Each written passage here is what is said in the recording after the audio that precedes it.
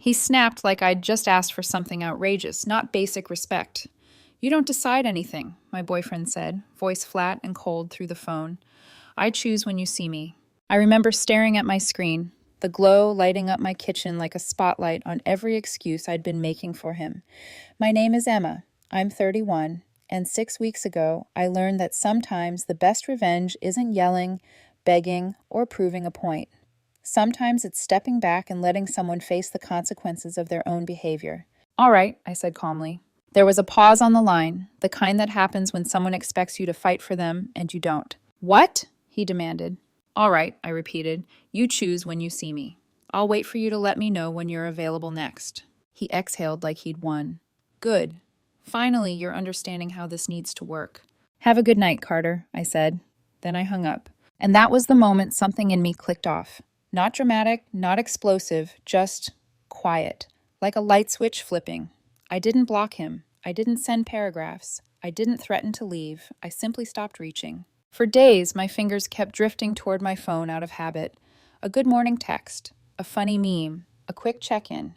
Each time, I stopped myself and heard his words again. I choose when you see me. So I let him choose. 2 weeks later, he was at my doorstep at 9:15 p.m., breathless like he'd been running, mascara-wet eyes, replaced by the smeared frustration of someone who couldn't control the story anymore. He pushed past me into my apartment as if he still had the right. We need to talk right now, he said, scanning my face like he was looking for the version of me that used to fold. I stood there in gym shorts and a t-shirt that smelled like sweat, still holding my keys, heart steady in a way that surprised even me.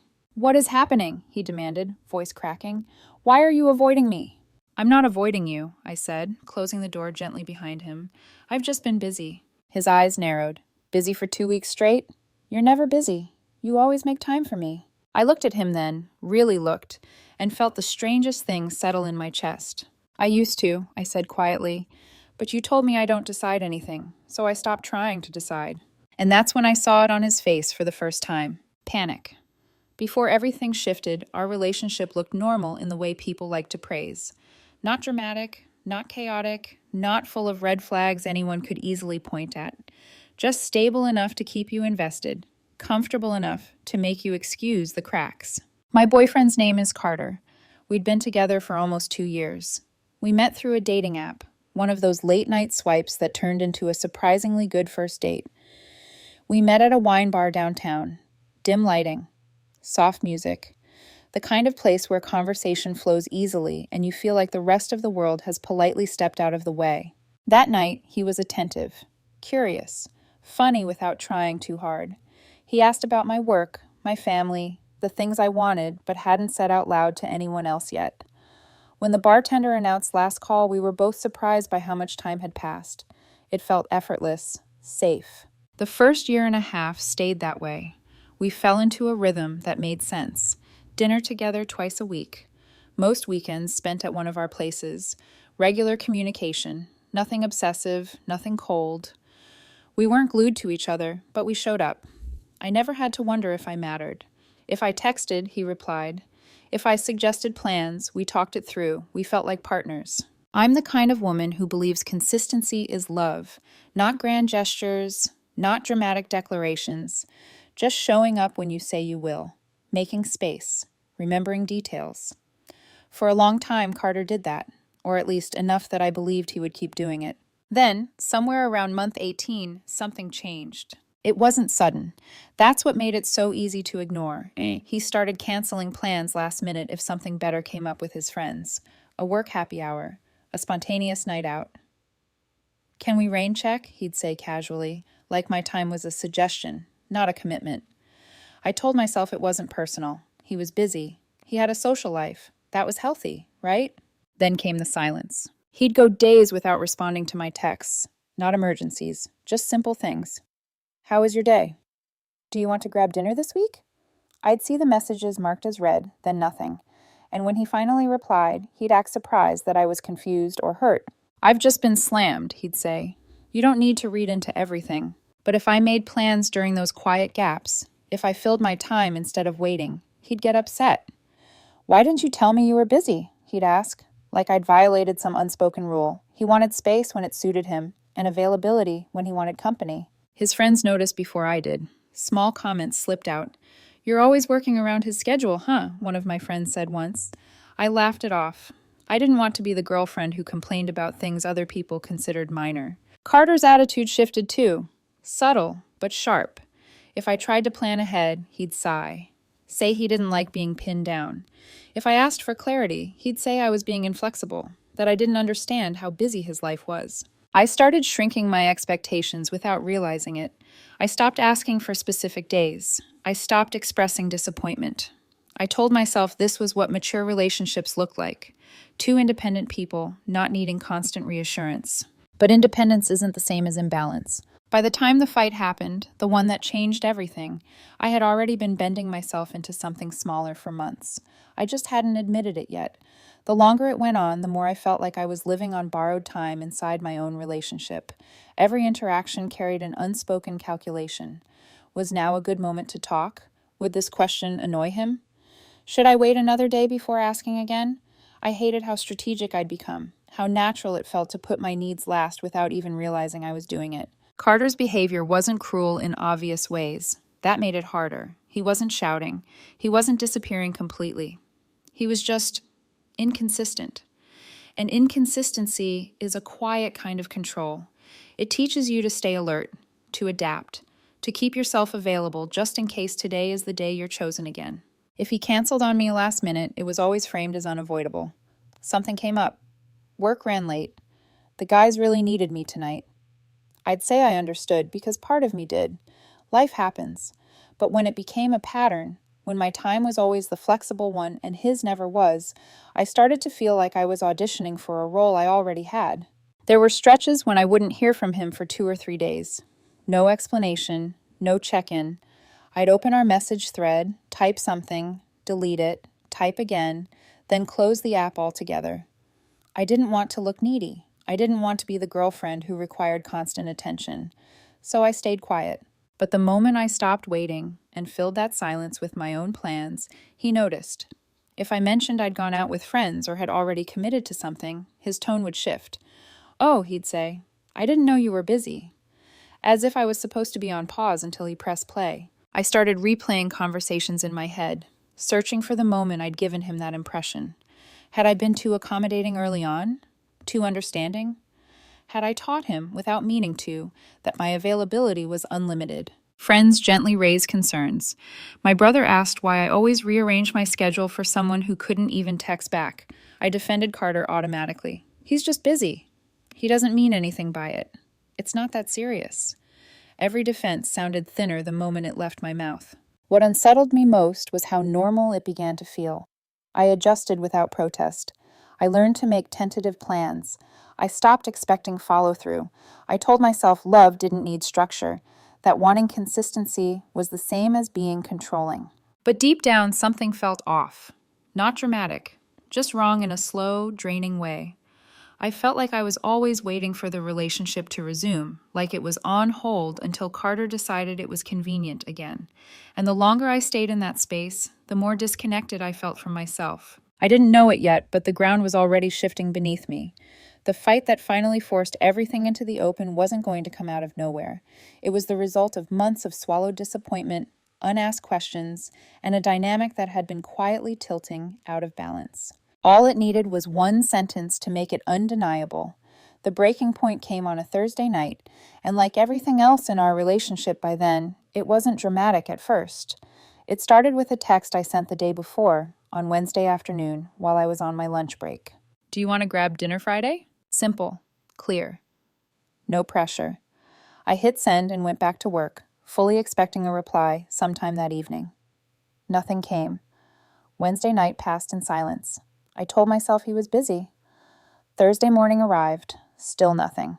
By Thursday afternoon, the quiet felt heavier, not because I needed an answer urgently, but because the pattern was familiar. I was being left in limbo again, expected to keep my schedule open just in case he decided to respond. By early evening, around 7, I made a decision. I accepted an invitation to meet some college friends for drinks on Friday night, people I hadn't seen in months because I was always holding space for Carter's unpredictable availability. It felt good to say yes without hesitation. At 8:47 p.m. that night, my phone buzzed. Friday works. Pick me up at 7 o'clock. No apology, no acknowledgement of the silence, just an assumption that I'd been waiting. I stared at the message for a long moment before replying. Sorry, I made other plans when I didn't hear back from you. How about Saturday instead? My phone rang less than 30 seconds later. I answered, already bracing myself.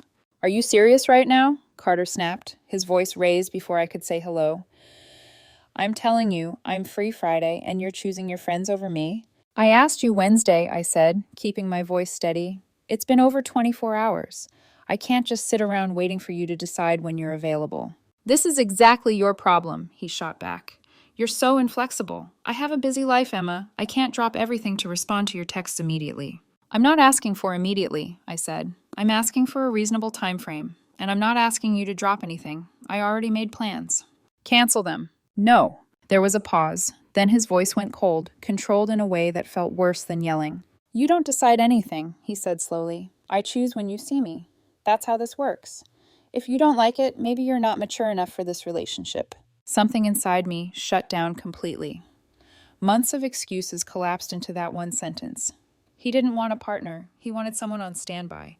All right, I said calmly. What? All right, I repeated. You choose when you see me. I'll wait for you to let me know when you're available next. Good, he replied, satisfied. Finally, you're understanding how this needs to work. Have a good night, Carter, I said, and I hung up. I stood there in my apartment afterward, phone in my hand, heart strangely calm. That was the moment everything changed. Not because of what he said, but because I finally stopped fighting what it meant. And for the first time in months, I didn't reach out again.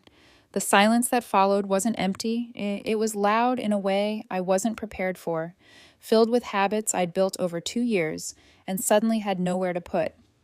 The next morning, my fingers automatically reached for my phone the moment I woke up. A good morning text, a simple, hope you slept well. I caught myself mid-motion and let the phone fall back onto the bed. You don't decide anything. I choose when you see me. So I did exactly what he asked. I stopped deciding. The first few days were the hardest, not because I missed him desperately, but because I'd trained myself to orbit his availability. Every spare moment used to be shaped around the possibility of him calling, texting, or suddenly wanting to see me. Without that constant anticipation, my time felt oddly exposed, too open, too quiet. Friday night, I went out with my college friends like I'd planned.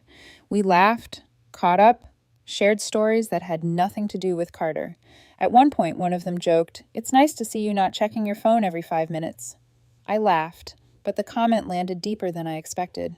I hadn't realized how visible my waiting had been. Saturday morning, I went to the gym, something I'd been inconsistent about because my schedule was always in flux. I meal prepped for the week, deep cleaned my apartment, the kind of things you put off when you're mentally elsewhere. On Sunday, I went hiking with my brother, breathing in air that felt lighter than it had in months. Carter didn't reach out. Tuesday afternoon, 5 days after our phone call, his name finally appeared on my screen. Hey, free Thursday for dinner. I was in a meeting when the notification came in. I saw it, acknowledged it, then did something that felt quietly rebellious. I put my phone face down and kept listening to my coworker speak. I replied that evening, around 8. Can't do Thursday, have plans. It was true. I'd signed up for a weekly basketball league that met on Thursdays, something I'd wanted to do for over a year but never committed to, because I was always keeping my schedule flexible for him. His reply came immediately. Friday then? Working late Friday. Saturday? Already have plans. There was a pause before the next message appeared. When are you free then? I'll let you know when something opens up. As soon as I sent it, I felt the shift. This wasn't how our dynamic worked. I was always the one negotiating, adjusting, waiting. Now I was genuinely busy, filling my life with things that didn't revolve around him, and he could feel it. That night, he called. I let it go to voicemail. The next morning, he called again while I was in back-to-back meetings. I couldn't answer. Wednesday evening, he called while I was out to dinner with friends. I texted him back later. Hey, saw I missed your calls. What's up? Can you call me back? Kind of late now, I replied. Text me what you need. No response. For the first time in months, I slept deeply that night. Not because things were resolved, but because I wasn't chasing clarity anymore. I was letting the space speak for itself. And what it was saying was louder than any argument we'd ever had. A full week passed, and the tone of Carter's messages changed. They weren't casual anymore. They weren't spaced out. They were frequent, slightly frantic, and threaded with confusion. He wanted to talk about us. He said he didn't understand why I was being distant. He asked what had changed, as if the answer hadn't been spoken clearly into his ear on a Thursday night. I kept my responses polite and brief. Not cold, not cruel, just measured. I wasn't punishing him. I wasn't trying to teach him a lesson. I was doing exactly what I'd started doing the moment I stopped putting my life on hold. I was living it. The truth was, I wasn't pretending to be busy. I was busy. The basketball league I'd joined was better than I expected.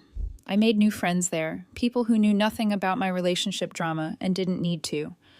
My college friends and I had slipped back into our old rhythm of weekly hangouts, the kind that didn't require weeks of coordination or apologies. I was reading again, sleeping better. My apartment felt like a place I lived in, not a waiting room. And Carter could feel the difference. Tuesday night, he called. I didn't answer. Wednesday morning, another call. I was in back-to-back meetings and couldn't pick up. Wednesday evening, my phone buzzed again while I was out to dinner. I saw his name, felt a familiar tug in my chest, and let it pass. At around 10 that night, I texted him back. Hey, saw I missed your calls. What's up? Can you call me back? He replied almost instantly. It's kind of late now, I wrote. Text me what you need. Nothing came. By the end of that week, the messages were coming daily. He said he missed me. He said something felt off. He said he wanted to fix whatever was going on. I noticed he still wasn't making concrete plans, still wasn't acknowledging the pattern that had led us here. He wanted reassurance without accountability. Then, on Friday of the second week, he showed up at my apartment. It was 9:15 p.m. I'd just gotten home from basketball, sweaty and exhausted, my gym bag still slung over my shoulder. The doorbell rang, sharp and insistent. I checked the peephole and felt my stomach tighten. Carter. He looked nothing like his usual composed self. Mascara smudged under his eyes.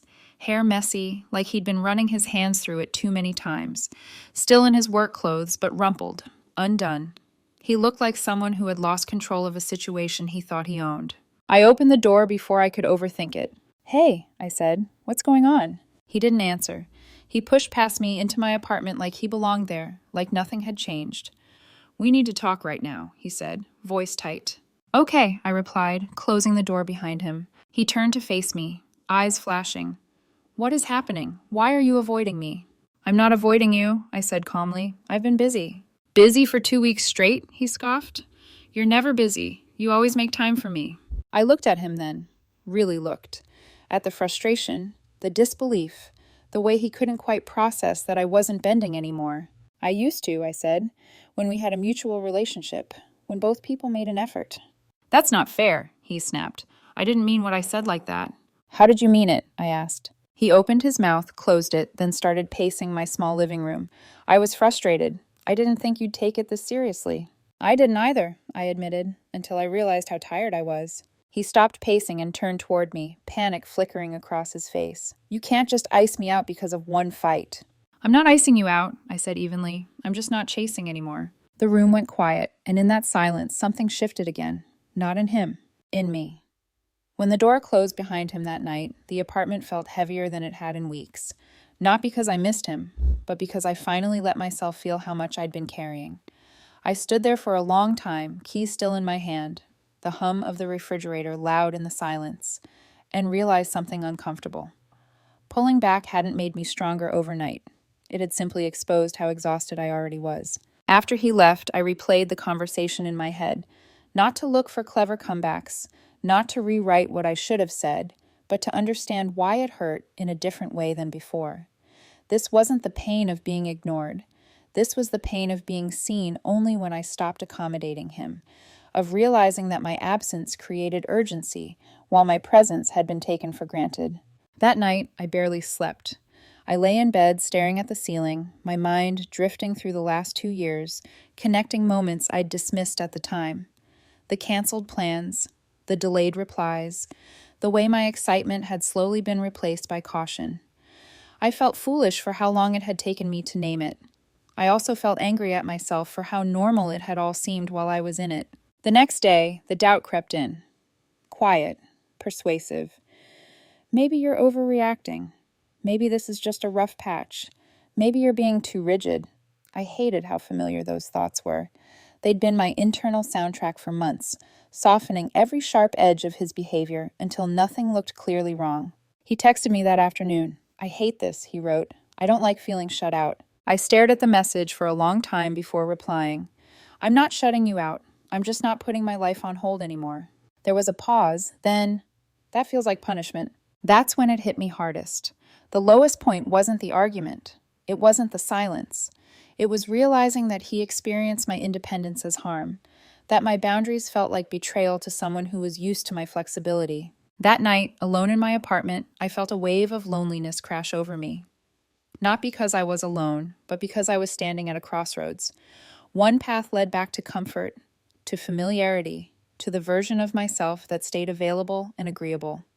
The other path was uncertain, quieter, and required me to keep choosing myself even when it felt uncomfortable. I cried then, not dramatically, not loudly, just tears slipping down my temples as I lay on my couch, staring at the darkened room. I cried for the version of me who tried so hard to be easy to love. I cried for how long I'd confused effort with worth. And I cried because part of me knew there was no going back to the way things were, even if he promised to change. This was the emotional low point, the place where illusions finally burn off, leaving only truth behind. I didn't know yet what I would choose.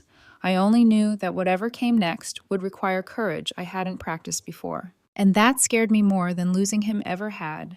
The turning point didn't arrive with a dramatic revelation or a sudden confession. It came quietly, in the space between his words and my reaction to them. The moment I realized I no longer needed him to understand me in order to trust myself. The morning after that sleepless night, I woke up with a strange clarity, the kind that doesn't erase fear, but makes it manageable. I went through my routine deliberately. Gym, shower, coffee. I didn't check my phone until I was already seated at my desk, grounded in my own body again. There were messages from Carter, long ones this time. He said he'd been thinking all night. He said he hated how things felt between us. He said he wanted to fix this, but he still framed it as something vague, something emotional, not something rooted in behavior. "I miss us.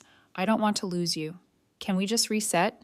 I read them slowly, then put my phone down and asked myself a question I hadn't asked before. If nothing changed from this point on, would I be okay staying? The answer came instantly. No. That answer didn't make me angry. It didn't make me sad. It made me steady. For the first time, I wasn't weighing his potential against my discomfort. I wasn't hoping future effort would make up for present imbalance. I was looking at what was actually happening. Later that day, my brother called to check in. He didn't lecture me. He didn't tell me what to do. He just listened as I talked through everything out loud for the first time. When I finished, he said something simple.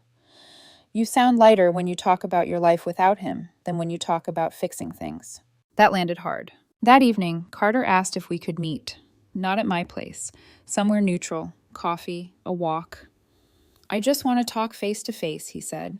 I agreed, not because I felt pulled back, but because I wanted to be sure my clarity held in his presence. We met at a quiet cafe near my apartment. When he walked in, I saw the familiar mix of charm and tension in his posture. He smiled like we were stepping back into something known. I didn't mirror it. "I've been doing a lot of thinking," he began, leaning forward. "I didn't realize how much pressure I was putting on you." "I know," I said calmly. "I want to change that," he continued. "I want us to go back to how we were." I shook my head slightly. "I don't want to go back." He blinked. "Then where do you want to go?" "I want a relationship where I don't have to shrink to keep the peace," I said. "Where my time is respected without me having to withdraw to make that happen." He frowned. "I said I'd try." "I know," I replied, "but I don't want to wait for consistency anymore. I want it to already be there." There was a long silence between us. I could see him searching for the version of me that would soften, that would compromise, that would make it easier. She wasn't there. "This feels unfair," he said quietly. "I felt that way for months," I answered. "The difference is I didn't make it your problem. I made it mine." When we stood to leave, there were no raised voices, no accusations.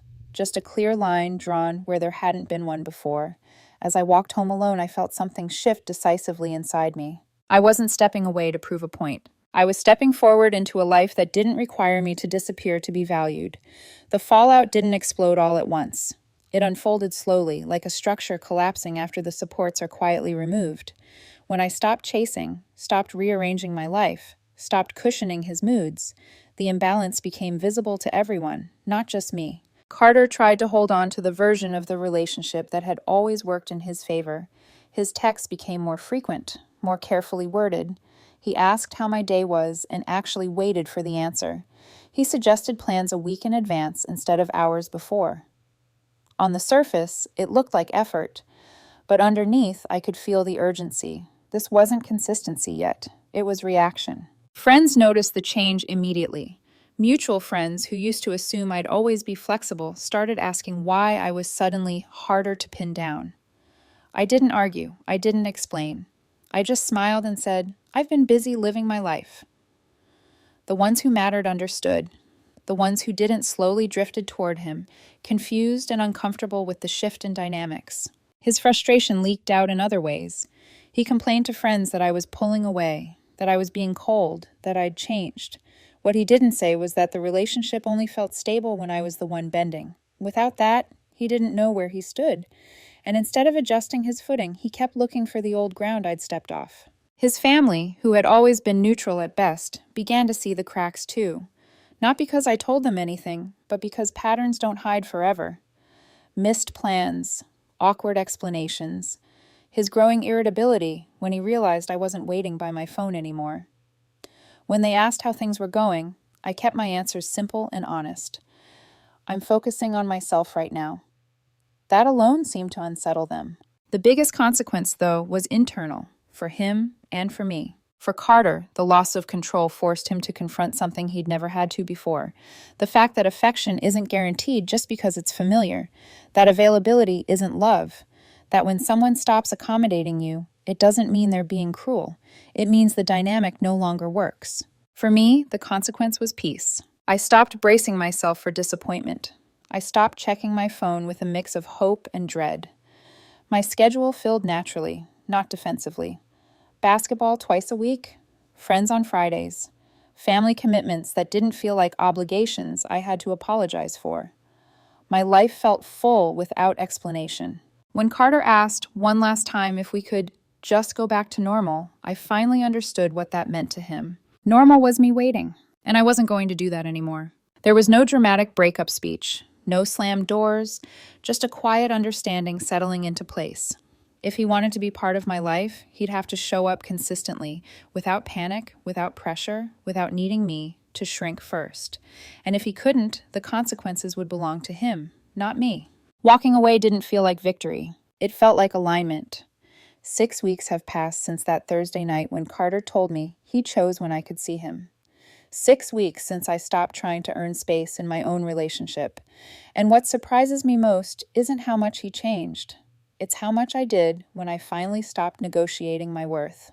We didn't break up in a dramatic way. There was no final argument, no villain speech, no clean cinematic ending.